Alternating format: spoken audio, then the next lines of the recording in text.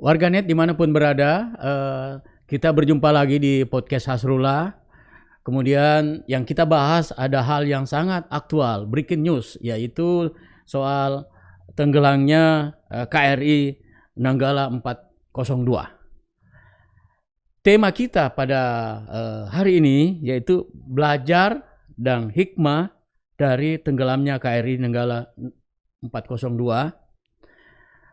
Dari berita yang kita ikuti, baik penjelasan dari Panglima TNI maupun Kasal Republik Indonesia, telah ditemukan sejumlah barang yang berasal dari KRI Nanggala 402 di kedalaman, diperkirakan kapal selam tersebut berada di kedalaman 850 meter.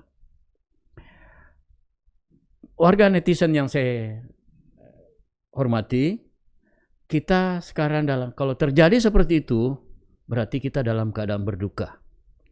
Maka melalui kesempatan ini, kapal selam yang berawak 53 orang, ya, kalau betul mengalami kejadian seperti itu, dia adalah syuhada, pejuang Nusantara Bahari, ya, yang mewakafkan dirinya untuk melindungi negara kesatuan Republik Indonesia. Dan tamu kita pada kesempatan ini akan membahas adalah Laksamana pertama, Dr. Insinyur Abdul Rifai Ras MM, MS, MSc. Ya. Sosoknya beliau adalah lahir di Bone, ya, 54 tahun yang lalu. Kemudian jabatan beliau sekarang, dan saya kira wajar kalau dia bisa memberi informasi tentang pertahanan, keamanan Indonesia, kemudian alutsista, termasuk tentang kapal selam yang menimpa kita gitu. Yang luar biasa, ya, dia pernah mengikuti dari segala pendidikan yang pernah dia ikuti. Yang istimewa adalah pendidikan di luar negeri di National Security Leadership di George Washington University di Washington, Amerika Serikat. Bagaimana kabar Pak Laksamana, Pak Rifai? Bagaimana kabar Pak? Alhamdulillah kabar baik. Alhamdulillah kabar baik Pak Hasrullah. Ya. Sehat. Ya, kita ini menjalankan ibadah puasa. Ya. Kita ini sementara berduka Pak kalau ini terjadi, dan ini berada di bulan Ramadan. Dan saya pikir kalau itu gugur di tugas, saya kira ini adalah pahlawan-pahlawan Bahari yang perlu mendapat perhatian kepada kita. Kemudian kalau kesatuan elit seperti kapal selam ini, ya, kalau dia gugur, apalagi di dalam tugas, itu makamnya di dasar laut. Wajar kalau kita mengirimkan surat Al-Fatihah kepada almarhum, ya, semoga jasa beliau untuk menjaga negara kesatuan ini diterima di sisi Allah Subhanahu wa taala. Baik Pak Laksamana, barangkali sebelum membahas tentang KRI Nanggala 402, mungkin bagaimana sih sebenarnya kondisi pertahanan kita, ya, terutama dari matra laut. Kami persilahkan. Ya. Baik, terima kasih atas kesempatan yang diberikan pada hari ini, ya. Saya mendapat privilege untuk diwawancara oleh Hasrullah. Tentu kalau saya ingin merespons bagaimana perkembangan atau kondisi pertahanan negara kita hari ini, saya harus memulai bagaimana menggambarkan kondisi, ya, nasional kita terkait dengan eksistensi negara kita yang sesungguhnya mempunyai karakter kebaharian atau karakter sebagai negara kepulauan. Kita ini adalah negara besar, Ya. bukan negara kecil. Negara kecil saja mempunyai kemampuan dan kekuatan pertahanan yang besar, apalagi kita negara besar. Jadi kita harus besar juga dalam sisi pertahanan. Nah, saya sebenarnya ingin fokus pada persoalan bagaimana membangun pertahanan maritim Indonesia. Nah, ketika kita berbicara soal kondisi pertahanan maritim Indonesia, kita sesungguhnya masih jauh dari ketertinggalan. Nah, saya berharap sebenarnya dengan visi maritim yang pernah digelorakan oleh Presiden Joko Widodo, bagaimana mewujudkan pilar-pilar poros maritim yang diantaranya adalah membangun kekuatan pertahanan maritim itu segera kita wujudkan. Meskipun sebenarnya hari ini kalau kita melihat kemampuan dan kekuatan pertahanan maritim kita ditinjau dari sisi alutsista atau alat utama sistem senjata, ya kita merupakan salah satu negara yang dinilai mempunyai kekuatan yang cukup baik karena berada pada urutan ke-16 dunia berdasarkan Stockholm International Peace Research Institute. Tetapi itu sesungguhnya bisa dikatakan bahwa kita masih mempunyai keterbatasan meskipun dalam urutan itu. Karena alutsista merupakan salah satu unsur pembentuk kekuatan militer sebuah negara. Ya, karena itu memang Indonesia hari ini dihadapkan pada laut yang luas. Ya tentu kita harus mengkonversi juga seberapa banyak alutsista khususnya pertahanan maritim yang harus kita siapkan. Hari ini saja misalnya di laut, ya dalam konteks kekuatan maritim kita meskipun memiliki 282 kapal, ya kita mempunyai 7 unit frigat, 5 kapal selam, tetapi itu pun sesungguhnya belum memadai gitu ya. Kalau kita membandingkan negara-negara tetangga misalnya Vietnam yang mempunyai kekuatan kapal selam di atas Indonesia, memiliki 6 kapal selam. Sementara misalnya Singapura mempunyai 4 kapal selam.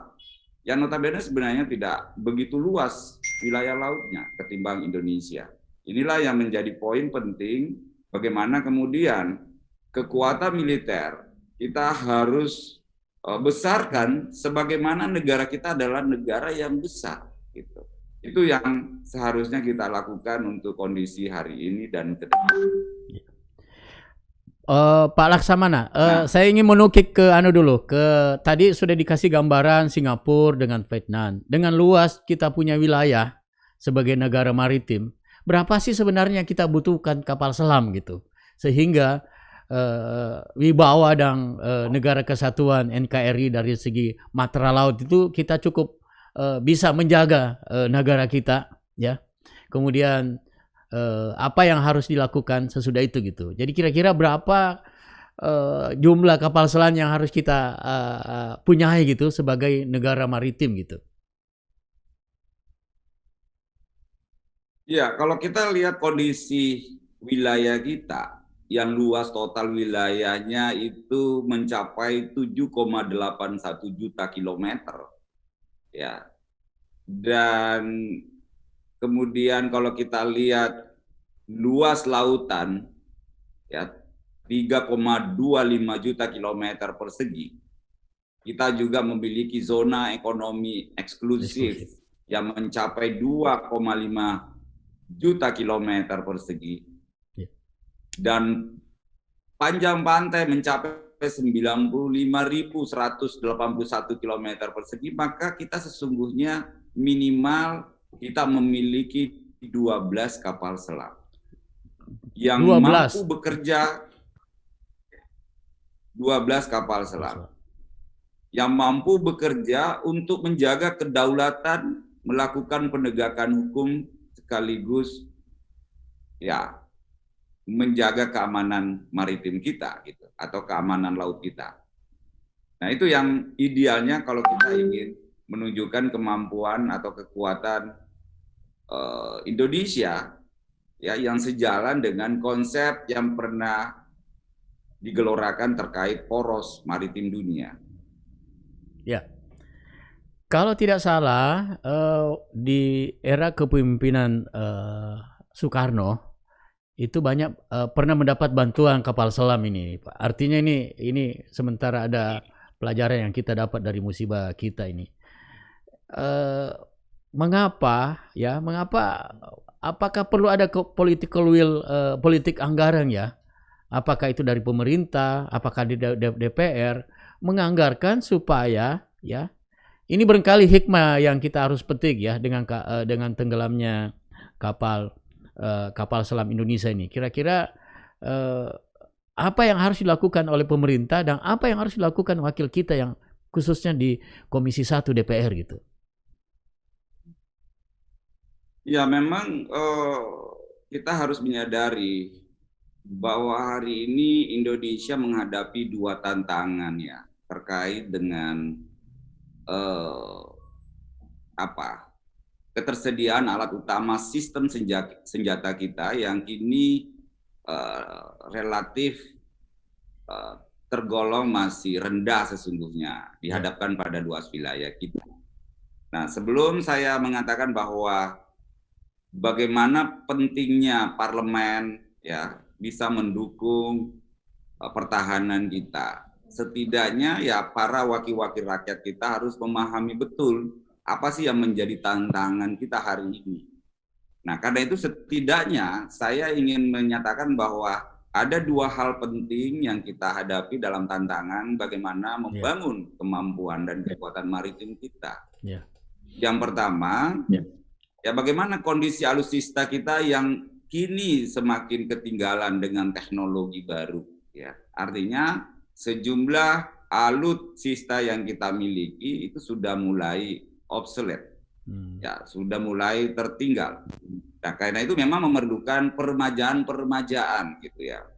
Kemudian yang kedua, alutsista Indonesia masih tergantung dengan pihak luar negeri. Kita masih punya ketergantungan karena dalam sepanjang sejarah kita, ya kita banyak mengakuisisi, melakukan procurement alutsista dari luar, khususnya misalnya pengadaan kapal selam yang seperti halnya yang saat ini, ya KRI yang ada itu banyak yang kita datangkan dari Eropa gitu ya. Nah bahkan kita melihat sejumlah hibah kapal atau pesawat tempur itu datangnya dari Amerika dan itu sangat tergantung kita pada negara-negara itu untuk tetap mempertahankan terkait dengan perawatan yang sifatnya khusus ya. Lalu kemudian ada aturan-aturan yang perlu kita penuhi dalam konteks bagaimana kemudian bila kita menjadi penerima hibah dan seterusnya. Nah, harapan yang tentu menjadi poin adalah bahwa ke depan ya bagaimana kemudian wakil rakyat kita memahami betul existing condition yang ada hari ini. Bagaimana merespon dari sisi politik anggaran sehingga ya segala harapan-harapan kita untuk memenuhi aspek pertahanan itu bisa terpenuhi. Baik Pak Laksamana, barangkali kita akan jeda dulu, kita kasih lewat yang satu ini. Tadi kita bicara bagaimana peran DPR dan bagaimana politik anggaran. Kita lihat yang satu ini.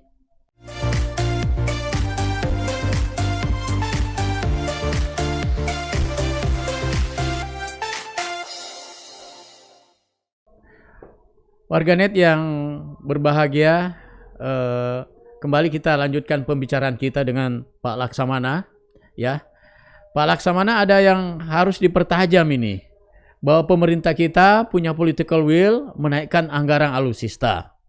Kemudian yang tidak kalah pentingnya adalah bagaimana pemerintah dengan DPR punya common interest terhadap anggaran armada kita, Angkatan Laut. Kira-kira responnya Pak Laksamana gimana? Ya, kita memang patut bersyukur ya, karena pemerintah sudah melakukan upaya misalnya saja melakukan penambahan jumlah kapal selam selama 4 tahun terakhir ini yang terbilang cukup memuaskan. Artinya bahwa secara khusus kita bicara soal kapal selam di samping konteks pertahanan. Bahkan di tengah pandemi, anggaran pertahanan kita di tahun 2021 itu mencapai kurang lebih 137,7 triliun rupiah. Ya kira-kira mengalami kenaikan kurang lebih 14,2% dari anggaran tahun 2020.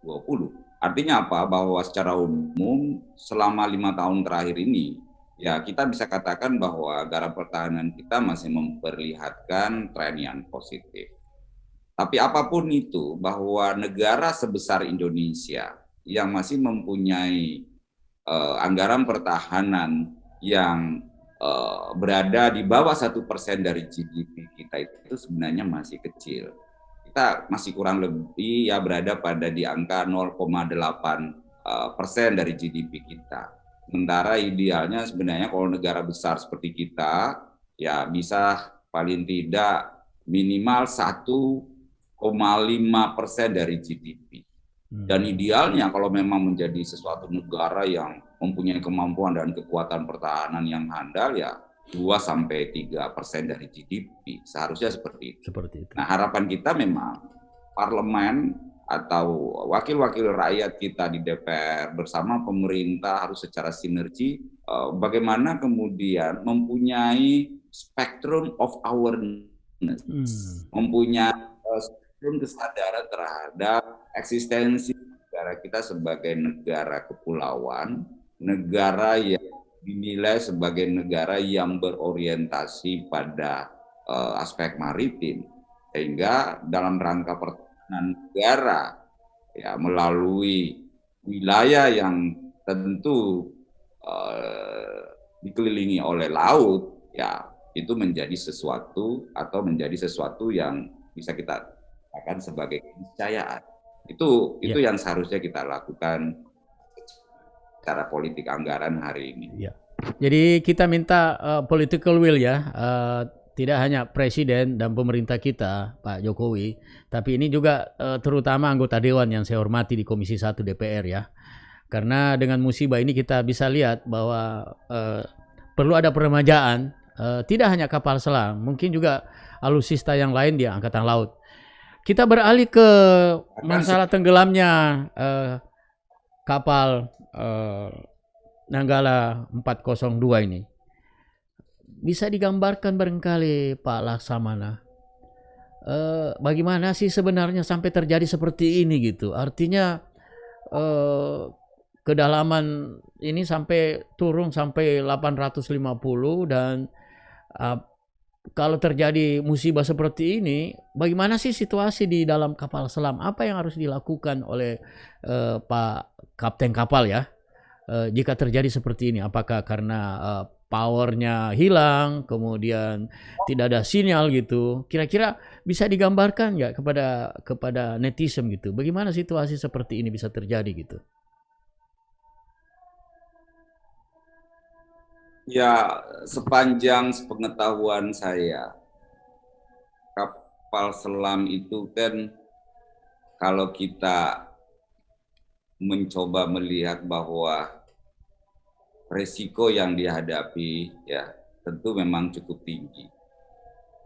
Tetapi perlu juga dipahami kalau kita berbicara soal hukum Archimedes, sesungguhnya kalau kapal itu memang sistemnya bekerja secara baik, ya.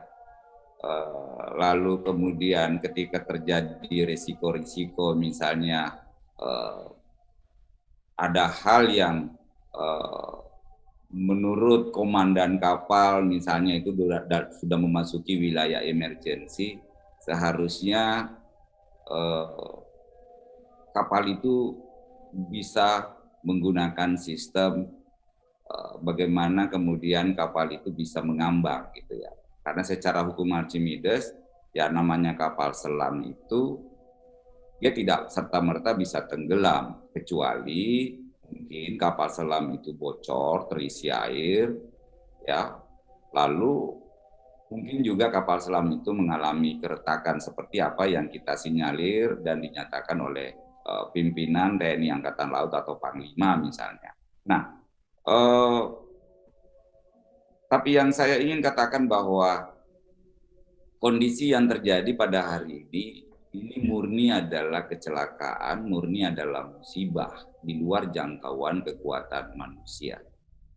Karena kalau kita ingin menyederhanakan, begitu kapal selam itu mengalami situasi darurat, maka sebenarnya sangat gampang, tinggal menekan bagaimana kemudian sistem tangki tahan itu, ya, itu segera bisa digunakan dan kapal itu bisa segera mengambang gitu ya. Karena logikanya sederhana, kapal selam itu ketika loading tangki itu dibuang dan udara itu pasti dia mengambang, dan itu teori dalam konteks kapal selam itu sistem penyelamatannya seperti itu sebenarnya gitu ya. Secara rinci saya kira bisa mengikuti apa yang sudah digambarkan di dalam perkembangan berita terakhir ya, tentang kira-kira isyarat mulai dari subsangnya sampai pada hari ini masuk pada wilayah kita katakan maksud saya sebelumnya submix gitu ya, tapi ada isyarat hilang pada hari ini. Oh ya, baik Pak Laksamana, barangkali kami minta rincian kira-kira apa yang kita petik ya secara utama ya, agar tidak terulang peristiwa seperti ini. Kita ini kehilangan prajurit yang heroisme, punya mental yang sangat kuat. Karena saya pikir menjadi angkatan laut itu tidak hanya ketahanan fisik yang dipunyai, ada psikis ya. Bagaimana kalau dia berada 1 minggu, 2 minggu, bahkan kalau yang pesawat kapal selam yang nuklir itu bisa 5 bulan, 6 bulan baru naik lagi gitu. Kira-kira apa yang harus kita petik secara rinci, terlepas apa yang kita bahas tentang politik anggaran, kemudian kelengkapan alutsista yang harus diremajakan, kira-kira apa yang harus kita sampaikan ke netizen agar peristiwa seperti ini tidak terulang lagi gitu. Iya, saya pikir yang pertama kita harus melakukan peremajaan alutsista. Apapun itu, kalau yang namanya barang-barang yang sudah tua memerlukan perawatan secara intensif. Kalau di dalam konsep pengadaan alutsista ada yang disebut dengan maintenance, repair, and overhaul. Kalau misalnya memang lifetime dari suatu alut itu sudah tiba pada batas waktu yang ditentukan. Nah, sekalipun itu kita dihadapkan juga pada persoalan negara, ya, terkait dengan kemampuan keuangan negara yang terbatas, ada prioritas-prioritas yang tentu harus dicanangkan atau harus yang direalisasikan oleh pemerintah. Ya, bahwa pertahanan itu penting, tentu juga masyarakat butuh makan. Karena itu memang harus ada keseimbangan di dalam konsep bagaimana membangun pertahanan kita. Nah, terkait dengan ketersediaan kapal selam kita, yang hari ini sebenarnya kita sudah memasuki era kapal selam Indonesia. Karena bagaimanapun kapal selam itu ya menjadi sesuatu yang sangat menentukan. Kalau kita ingat misalnya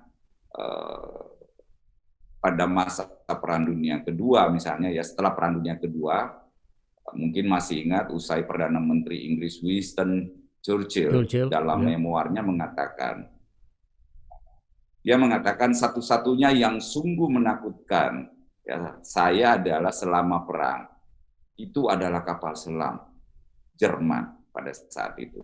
Itu pada saat Perang Dunia Kedua itu dikatakan oleh Churchill. Nah, karena itu memang kita harus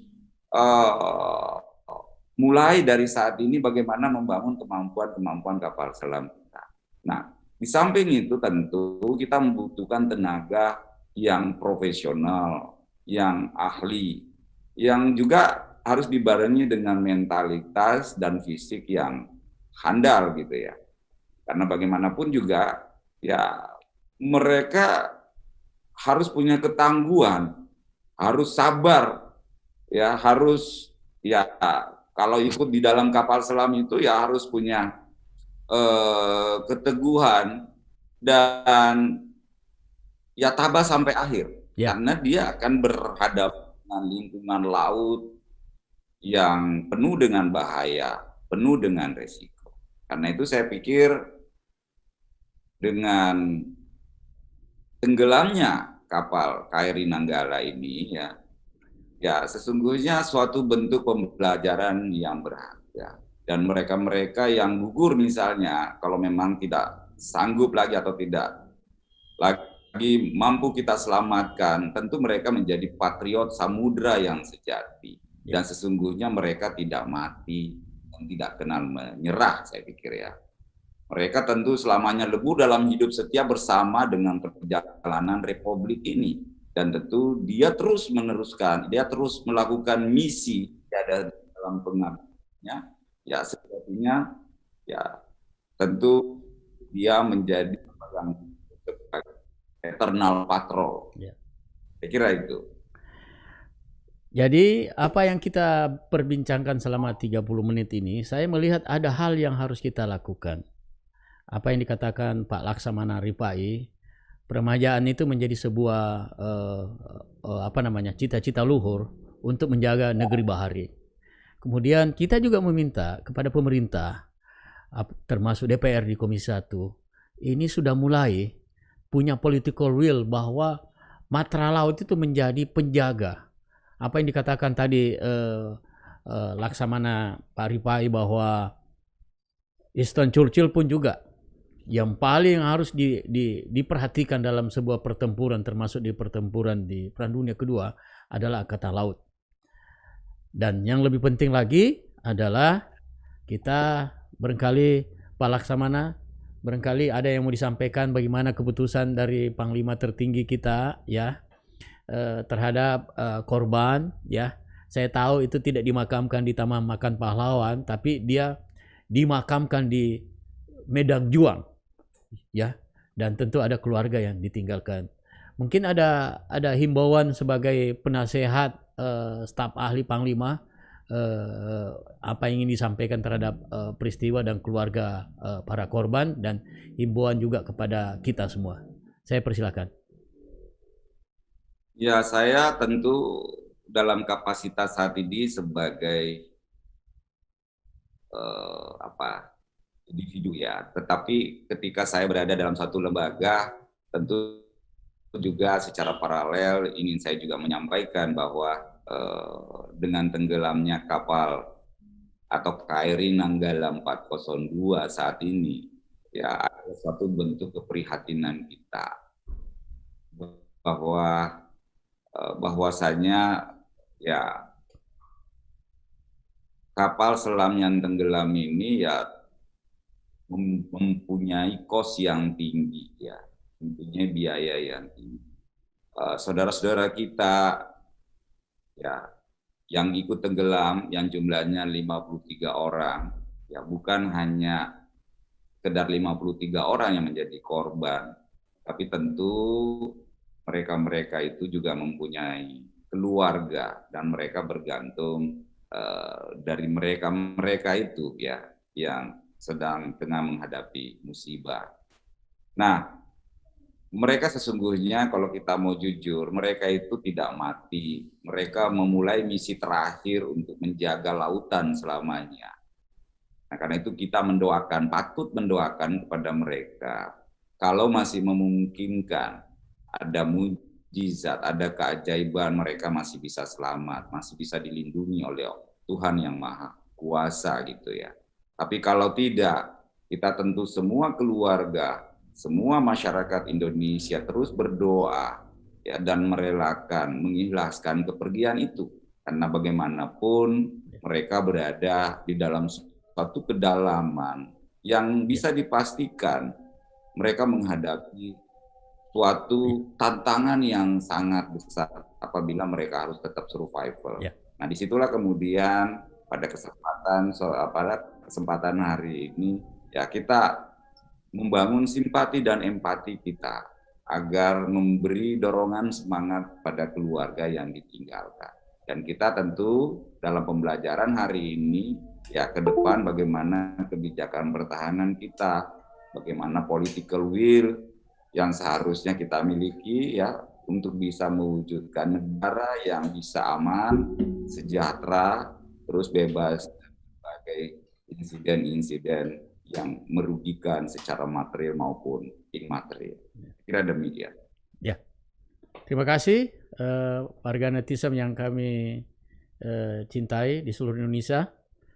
Tentang pelajaran terbaik yang bisa diambil terhadap tenggelamnya kapal selam KRI Nanggala 402. Laksamana pertama Rifai sudah mengatakan, pertama adalah perlu peremajaan alutsista, khususnya kapal selam. Bahkan menyebut angka kita mempunyai minimal 12 kapal selam untuk menjaga kedaulatan negara kesatuan Republik Indonesia. Yang kedua, barangkali kita turut berduka cita terhadap 53 para awak ya kapal selam yang tentunya kalau dia meninggal dia disemayamkan di laut dasar ya, dan itu berarti kita harus memberi perhatian dan penghargaan dalam bentuk reward ya, bahkan mendapatkan satya lencana atau kenaikan pangkat. Kemudian ini juga yang harus diperhatikan oleh pemerintah kita, bagaimana keluarga yang ditinggalkan. Dan semua itu kita membutuhkan empati dan simpati kepada korban sebagai pejuang-pejuang yang menjaga kedaulatan di matra laut. Yang terakhir, mudah-mudahan peristiwa ini menggugah pikiran dan memberi atensi yang besar kepada pemerintah dan DPR, khususnya Komisi 1 DPR, bahwa masalah matra laut adalah sebuah wibawa dalam menegakkan negara kesatuan Republik Indonesia. Warga netizen, sampai jumpa di topik yang lain.